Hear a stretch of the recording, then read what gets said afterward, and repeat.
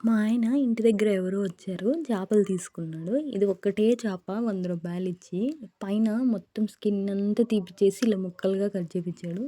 ఈ చేప పేరు ఏదో చెప్పాడు. మారలో ఏదో మారలో నాకే అయితే సరిగ్గా గుర్తులేదు. నేను ఎప్పుడు చేయలేదు, తినలేదు. నీకోసమే తీసుకున్నాను చాలా బావుంటుంది అనేసి. ఇంకంతా నీట్‌గా కడిగేసేసి బేసిక్ మసాలాలన్నీ ఏసి కలిపెట్టాను. మట్టి కుండలో చేద్దాం చేపల పులుసు అనేసి తీసుకున్నాను. నాకు చేయడము ఇష్టం లేదు, తినడము ఇష్టం లేదు ఎందుకో ఈ టైంలో. ఇంక అన్నీ ఏసి కలిపెట్టేసాను నీకోసమే అంటే. ఇంక మా పాప స్కూల్ ఇంక రాగానే అడిగాను. నాన్న చేపలు ఫ్రై చేసిస్తా తింటావా అనేసి. అవునమ్మా అనింది.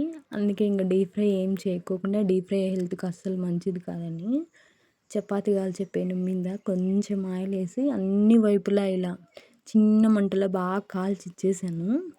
ఇంకా మా ఆయన దగ్గరుండి ముళ్ళలు లేకోకుండా అంత నీట్‌గా తీసి తినిపిచ్చేశాడు. ఎందుకంటే తినననింది. తింటానంటే హ్యాపీతో చేసి ఇచ్చేసాను ఫాస్ట్‌గా. నైట్‌కైతే ఇంకా సిర్రాకేసి పుల్లగూర వేడి వేడి అన్నం చేశాను. పాలుగాను ఓ పక్క పెట్టా కాగుతున్నాయి. పొద్దున్నే టిఫిన్‌కి పొంగలు, శనగిత్తనాల చట్నీ చేశాను. పొంగలు వేడి వేడిగా తింటేనే బావుంటుంది చల్లగా అయిపోతే కన్నా.